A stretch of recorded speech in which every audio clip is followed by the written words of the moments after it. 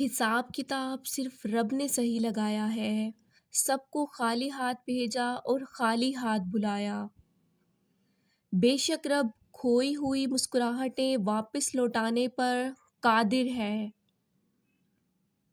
انتخاب اس کا کیجیے جس کے ساتھ آپ بوڑھے ہوں، نہ کہ اس کی وجہ سے بوڑھے ہو جائیں۔ زندگی بہت چھوٹی سی ہے، کوشش کریں کہ کسی کا مان، اعتبار اور یقین نہ ٹوٹنے پائے۔ وقت تو گزر ہی جاتا ہے لیکن دی ہوئی تلخیوں کے نقش ہمیشہ باقی رہتے ہیں۔ بہت عظیم ہے وہ میاں بیوی جو ایک دوسرے کے عیب چھپاتے ہیں اور کسی کے سامنے اپنی شریک سفر کی برائی نہیں کرتے۔ بس بیکار کی باتوں سے الجھنا چھوڑ دیں، جو آپ کو اہمیت نہیں دیتے اپنی زندگی میں آپ بھی ان کو سرسری سا شامل رکھیں، آٹے میں نمک کے برابر بس۔ فاصلے اہمیت نہیں رکھتے، تعلق میں مخلصی ہونی چاہیے۔ رشتوں کی فکر کرنا چھوڑ دیں کیونکہ جس نے ساتھ نبھانا ہے وہ صرف اتنا ہی ساتھ نبھائے گا۔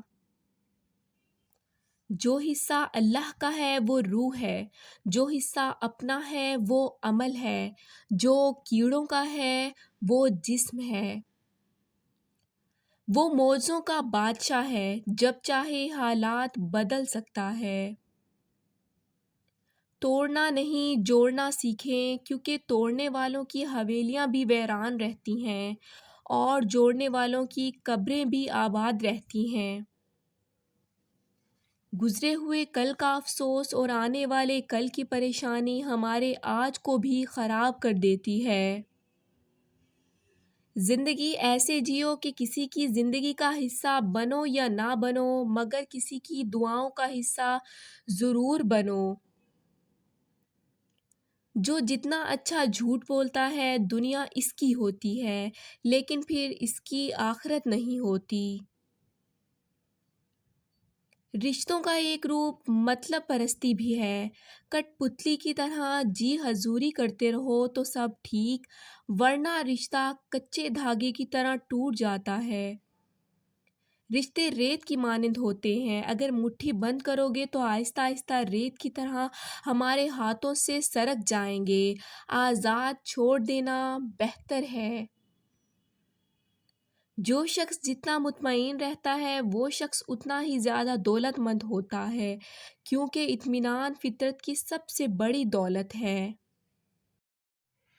اگر آپ کسی سے حسد نہیں کرتے تو خوشی کا آدھا حصہ آپ کے پاس ہے، اور اگر آپ دوسروں کی بھلائی چاہتے ہیں تو یہ گویا سب کا سب آپ کے پاس ہے۔